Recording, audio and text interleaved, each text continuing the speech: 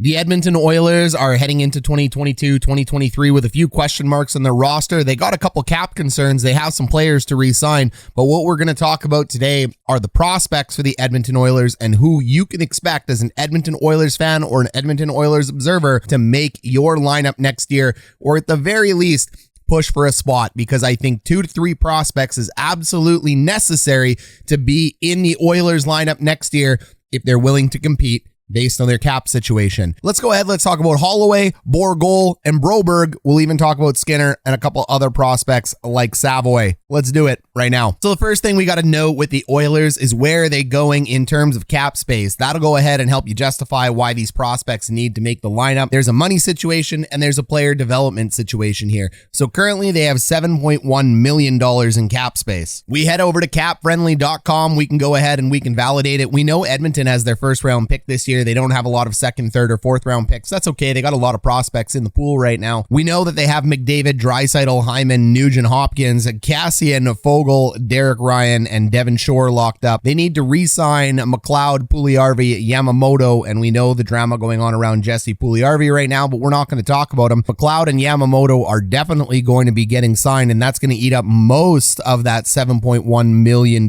here. I think McLeod's going to be a really nice deal, though. Then we head down to the defenseman. There's really nobody that is required to be signed, but Brett Kulak is an interesting piece of the puzzle that they might want to bring in there. Mike Smith may or may not retire at this point in time, and Mikko Koskinen comes off the books. We know we have Clefbaum here who's going to move to LTIR. I don't think he's going to be back next year, and we have a whole bunch of dead cap space here. That's the unfortunate thing. So when we're talking buyout, I don't think these guys are going to be doing much in terms of a buyout. They're already eating up $4.1 million in dead cap, thanks to Milan Lucic, James Neal, and Sakara. So what that tells me up here is they're going to need 5 to 6 players up front at forward in order to be able to round out this lineup, well signing guys like McLeod, Yamamoto, and who knows what's going to end up happening to Jesse Puljujarvi. So we can scroll down here to their current prospects pool. We can see who they have available to them, but there's only a couple guys that I think have a chance to crack this roster, and I do believe a bunch of them will have to crack it. And before I get into the top prospects of the Oilers and where I think they'll be positioned on the team next year, I want to go ahead and thank our buddy Lance Kane. He's an executive member here on our members page down below with the coaches staff. Lance is a diehard Edmonton Oilers fan, so he's requested this video because he's in the executive suites. If you want to request your own video, join our executive suites down below, or if you just want to support the channel, think about giving us a subscribe. It's totally free. The thumbs up down below, or come join our Discord group as well.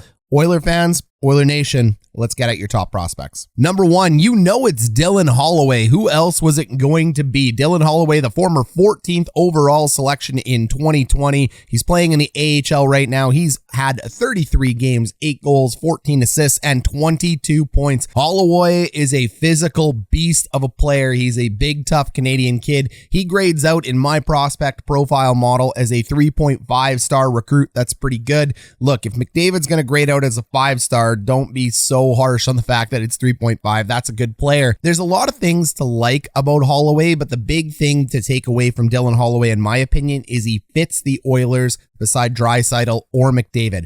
Why do I say that? He is one of the best players I have seen on the rush. This guy is an incredible talent with the puck on the rush, and we know that's how the Oilers want to play. They want to play in transition, and they want to play north to south. He actually grades out at a 4.5 out of 5-star for me on the rush. The other big thing about Holloway is that he's big. He is 205 pounds at 6 feet. That is a thick boy for a 6 foot tall. Now, yes, if you're used to things like the NFL or the CFL, maybe a little bit different, but in hockey, 205 pounds and 6 feet is an absolute force, and he's a physical. He grades out at a perfect 5 stars for me as a physical player.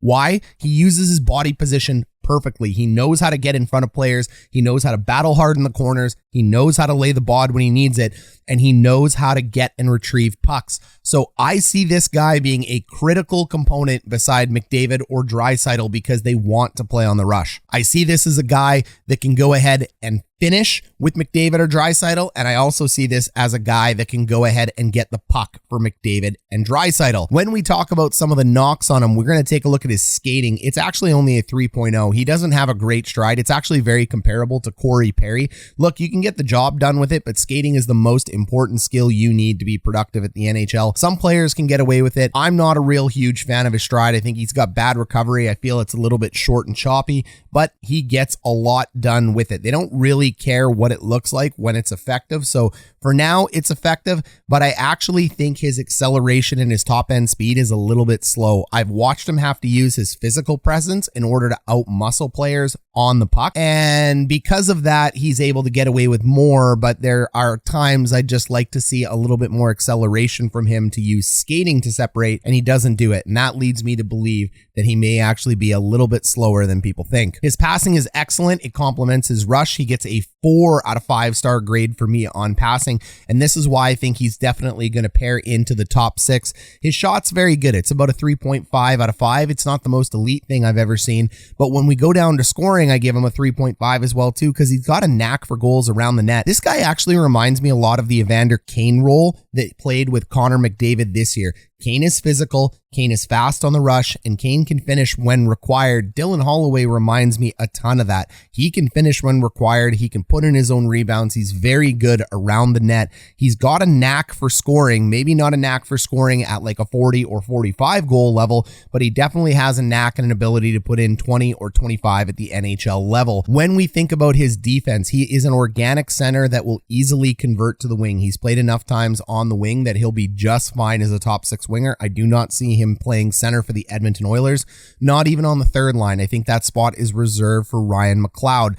Now, when we think about where he's going to play in the top 6 on the wing, doesn't really matter to me whether it goes with Draisaitl or McDavid, but I am thinking McDavid. I just think that his defense in his own zone, it doesn't grade out that well right now. It's 2.5 out of 5 stars. He has a very high IQ. It's 4.0 out of 5 stars. I've watched this guy make plays, know where he needs to go, read and react exactly as you'd want a player to. So his defense will pick up.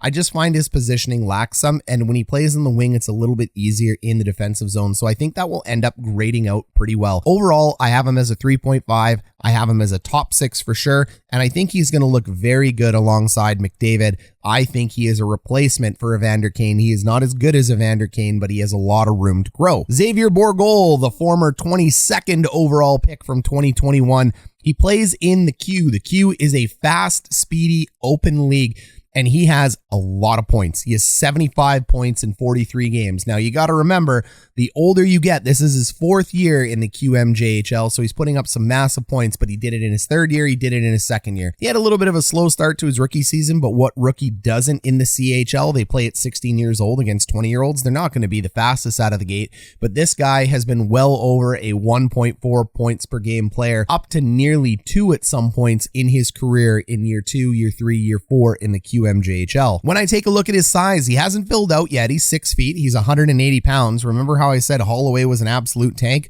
Well, there's your comparison. 2 6-foot tall guys, one 180, one 205. This is what I would expect from a player at 19 years old at this point in time. So he gets 3 out of 5 stars. He cracks the 6-foot threshold. That's what you need in the NHL. They'll get him in the weight room. They'll get him up to 200 pounds, in my opinion. Maybe he gets to 195, but he's easily got another 15 to put on.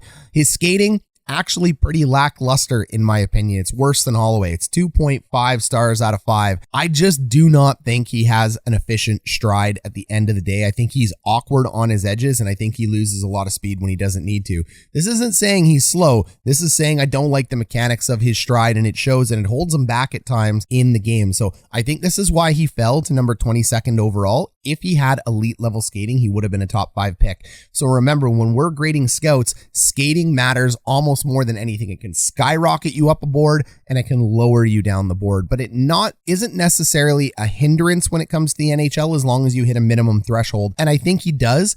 At this point in time at 19, he can still work on and improve his stride. By about 24, your stride is fully set. But the reality is, every year that passes at this point in time, the return on investment on skating and stride improvement becomes less and less. Most strides are set by the time they're 15, so they can do a little bit of work with it, but it's going to be pretty close to locked in at this point. His passing, however, is absolutely elite. It's 4.5 out of 5. This is a really good puck passer.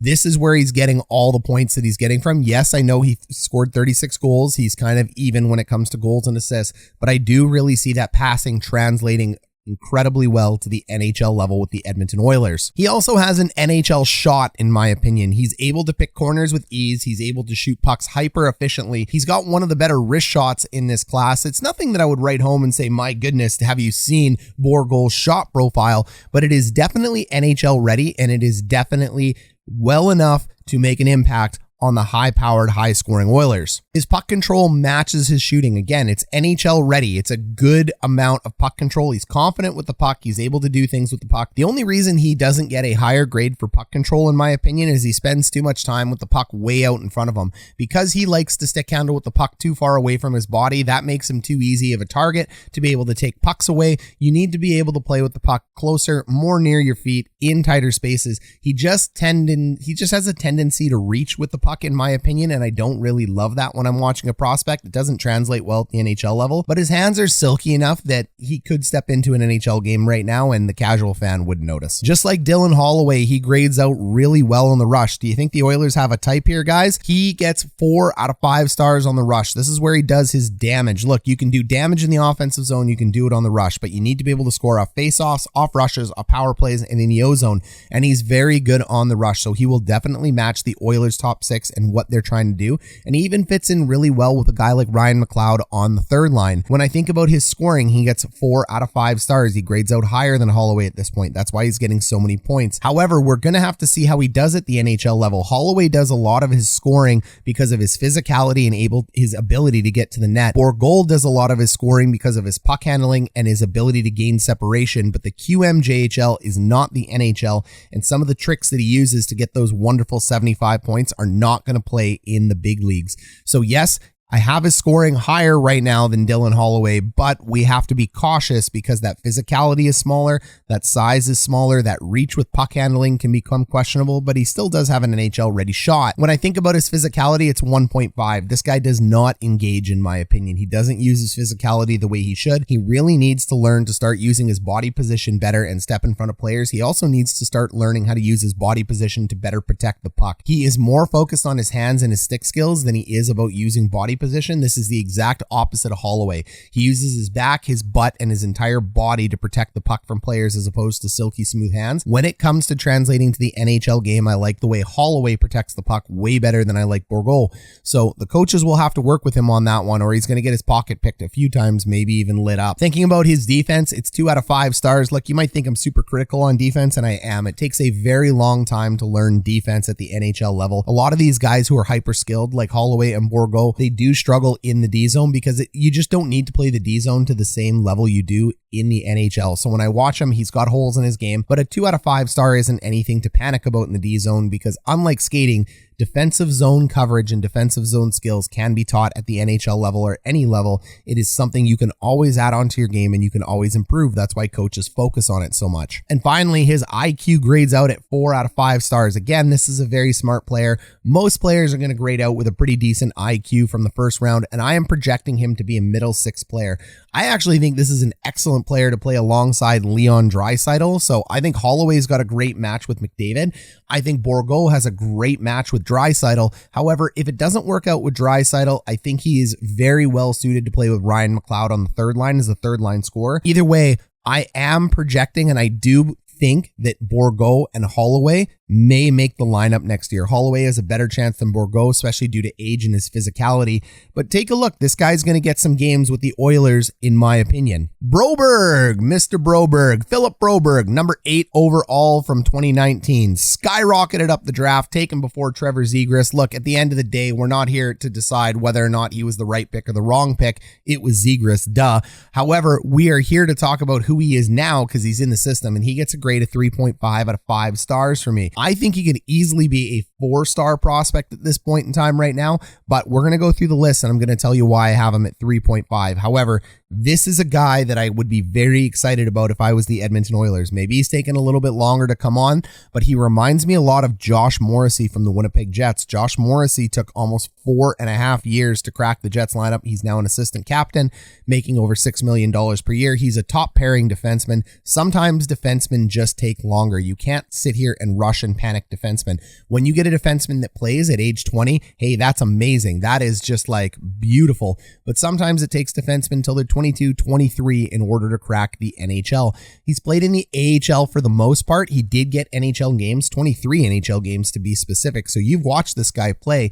But in 31 AHL games, he was able to put up 23 points. So this is a guy that you're looking at getting points on the back end for you. This is a left shot defenseman who could pair very well with a guy like Evan Bouchard. Now, when I take a look at his size, it's 4.5 stars out of 5 because he's 6'3". He's still a little bit light, but that's okay. 6'3" as a defenseman gives you a really long wingspan and a long reach with that stick to have stick on puck. His skating is either a 4.5 or a 5 out of 5. I have a guy like McDavid as a 5 out of 5, so I got to take him a step down. But Broberg ends up moving up to number 8, and he is such an exciting prospect because of skating. So contrary to Holloway, contrary to Bourgault, this guy is an absolute elite NHL ready skating player. When you can skate at an NHL level and you have a stride as efficient, as beautiful, as powerful as this guy does, you can play in the NHL. Take all the other skills you need to take, folks. If you take anything away from me, it's that skating matters more than everything. If we could go ahead here and size up the chart to say what is the most important, skating would overtake this entire screen. It is that important. If you can't skate, you can't play. But if you can skate at an elite level, you can be taught to do almost everything else on this list. And that is why he rocketed up boards, because he is a beautiful skater. They are calling him a budget or a discount Victor Hedman at this point. So the big Swede has an incredible stride, and that is going to allow him to translate into the NHL. His passing is a 3.5 out of 5 stars. His first pass leaving the zone, that's what we really focus on defensemen. It's crisp and it's flat. And what I really like about him as well too is that he is able to pass while moving his feet. He doesn't just stand still and make the first pass. Because of that beautiful skating, he takes 3 or 4 hard strides up the ice. He closes that gap. He sucks defenders towards him. And then he goes ahead and makes a beautiful exit pass. So I really like his ability to exit the zone thanks to his feet and his passing. Although it isn't a 4.5 out of 5 star, it's still very strong and it's NHL ready. He also has an NHL ready shot. It's not a big booming shot from the point. It's nothing that I'm going to write home about and be like, my goodness, best shooter I've ever seen. But it is good enough to play in the NHL, and he really does rely on a lot of snapshots and wrist shots from the point. That's totally fine. That is what you want to do. His puck control is 3.5 out of 5 stars. So he's got good puck control, confidence with the puck. He's able to skate well with the puck, well moving his feet. The difficulty he has with puck control, and we'll get to it as we go down here, is that he has a tendency to make bad decisions and panic. Why does this happen? Because Swedes come from big ice. Anybody from Europe who plays big ice has a lot more room to maneuver and play. In the NHL, time and space goes away. When time and space goes away, you panic and you make dumb plays with the puck. So when they pressure the kid, whether it's in the AHL or the NHL, he's going to make bonehead plays from time to time because he's used to having so much more space. Beautiful skater, big rink equals lots of time to make decision. He hasn't caught up. His hands and his brain have not caught up to his feet in terms of skill, and they haven't caught up to the pacing in the NHL in the small rink at this point. His ability on the rush is lower than I would like it to be, but it will get better. With a player that is this good of a skater, you'd like him to be the 4th player on the rush. You'd like him to be contributing goals-wise. He has a tendency to hold back. He isn't confident enough yet to go up in the rush at the NHL level, and that's okay. You got to learn everything else before you do this, but his skating is so elite that even though I'm giving him 3 out of 5 stars in the rush, it is going to skyrocket up a little bit later. His scoring, 2.5 out of 5 stars. Again, scoring is going to come when everything else comes. So because he can skate, he's got to get used to that time and space. Scoring will start to occur. This is not a stay-at-home defenseman. He doesn't need to be. No defenseman that skates as well as this guy ends up grading out as a stay-at-home guy. So his scoring will increase, but for now, it is just below NHL ready. Physicality, I gave him a 3 out of 5 star. I would like to see him play more physical and use his body better. He doesn't fully know how to use his body in the small rinks completely yet. Again, he finds himself out of position from time to time. And other times I find because he's 6'3", he's relying on stick on puck a little bit too much. When you're a big, tall guy like that, it works, but you want to have both. You want to have both stick on puck and be able to stand in guys' ways. I'm not looking for you when I say physical to lay big booming hits. I'm looking for you to use your body properly and to use your body efficiently when it comes to playing defense or playing offense. And I think he's got room to grow on the physicality side. When I think about his defense in his own zone, it's 2.5 out of 5 stars. Not uncommon again. Very good skating defenseman, offensive defenseman, not used to having to play a whole bunch of time in his own zone. Why? Because again, big rink, when you play top pairing minutes for Sweden, you're going to be on the offensive rush all the time. And now he's going to have to learn to play in the defensive zone quite strongly. It is going to take him time to come along. It's usually, 24, 25 years old where defensemen really pick up how to play well in the D zone.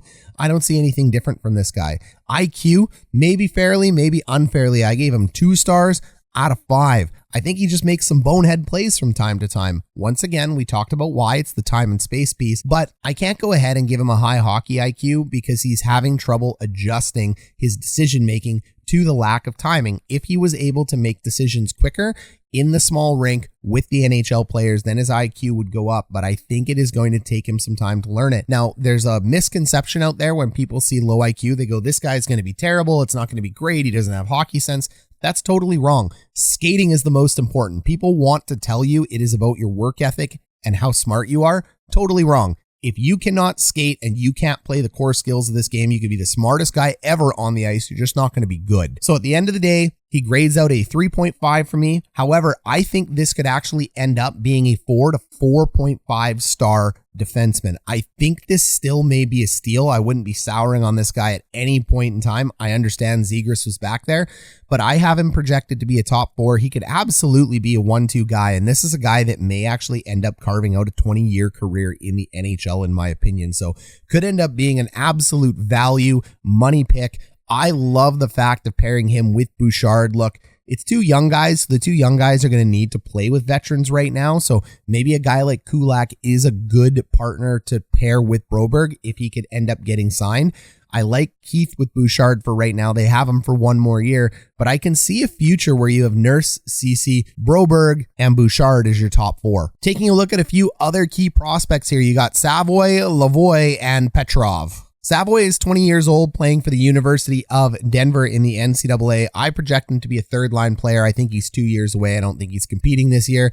Lavoie is in the AHL right now. He's a little bit older. He's 21. I still think he's 2 years away. Maybe he ends up sneaking in, but to me, because of his size and his physicality, this is a 4th-line player if I've ever seen one. Maybe he ends up on a checking 3rd line, but I do not see him getting any higher than a 4th line. The trouble is for AHL players to crack teams as 4th-line players, usually bring in veteran guys like Trevor Lewis's and those types of players to fill out your 4th line. It's usually not young guys, but I could see him getting a shot in the 4th line for Edmonton, but I think the sun may be setting on him. I just like his physicality, so he's 1 to 2 years away in my opinion.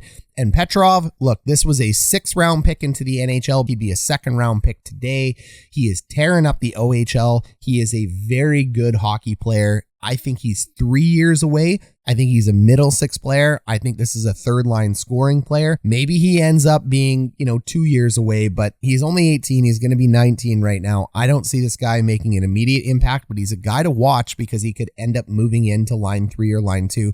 Very similar to what McLeod is doing today for the Oilers. And finally, what would it be if we didn't talk about Stuart Skinner? Look, Stewie here is going to play on the Oilers all year. That's what I'm saying. He's going to play, but he's going to play as a backup, in my opinion. He's got elite size. He's 6'4". You can't replace the leg span, the wingspan, and the size of this guy. He's got good angles. He makes the first save. His athletics are pretty good as well, too. His puck control, a little bit below average, but that's fine. NHL goalies at this point in time, not everybody's going to be Mike Smith and a 5 out of 5 with puck control. The problem with Skinner is he can make the first save. That's not the issue. His angles are good enough to make the first save. It's the second save that's the issue. And this is the Oilers we're talking about. You need to be able to make 2 saves as an Oilers goaltender, or you end up getting lit up a little bit. So I think he will play for the Oilers. I think the Oilers are going to find another goalie to play along with him. If Mike Smith doesn't retire, I'm expecting to see Skinner and Smith. If Smith does retire, I expect them to go out there big game hunting, looking for a goalie of the future.